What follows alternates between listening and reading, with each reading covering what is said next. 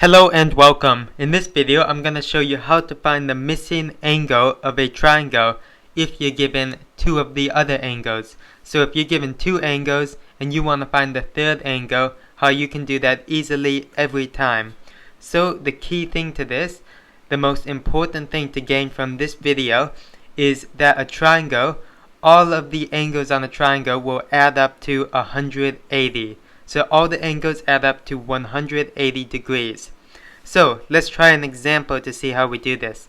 Let's say we have our triangle here with one side that is 100 degrees and another side that is 30 degrees. So we want to find the final side. Well, the first thing you want to do is add up the two sides you do have. So we have 100 and 30. So 100 plus 30 gives us 130. To find the last side, we just want to find the remaining amount that will allow all of our sides or all of our angles to add up to 180. So if we do our total 180 minus 130, that will give us our angle of our missing side.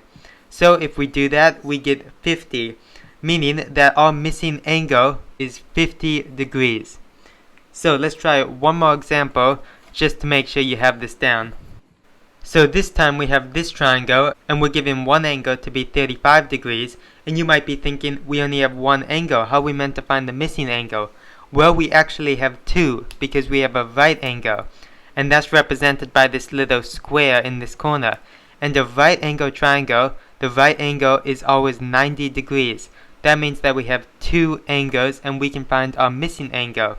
So let's add up the two we have. So 90 plus 35 will give us 125, and if we subtract that from our total to get our missing angle, we'll get 55 degrees.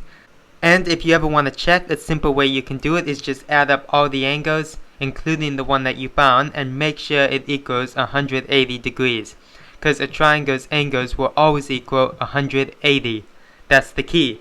So if we try this, we get 90 plus 35 plus our missing angle of 55. If I quickly type that in the calculator, you can see that I get 180 degrees, and therefore we have checked and we know that 55 degrees is our missing angle, and that is correct.